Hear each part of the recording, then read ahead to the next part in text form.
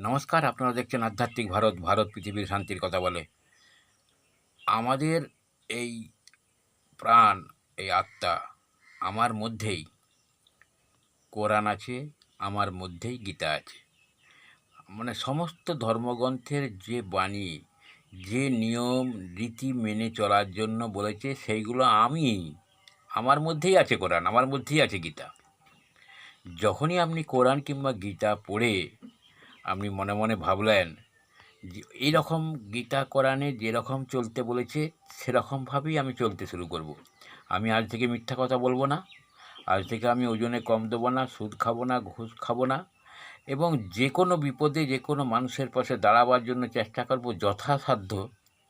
এবং আমি সব সময় আল্লাহ কিংবা ঈশ্বরের সাথে কানেক্ট থাকবো, যুক্ত থাকব।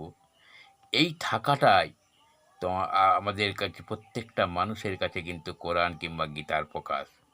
বাহ্যিক গীতার ধর্মগ্রন্থ, যত ধর্মগ্রন্থ বাহ্যিকভাবে রাখা আছে, তার প্রকাশ কিন্তু ভেতরে ভেতরে যখনই হবে, তখনই আমি স্বয়ং কোরআন, গীতা, বাইবেল, ত্রিপিটক সব ধর্মগ্রন্থ কিন্তু আমার মধ্যেই আছে।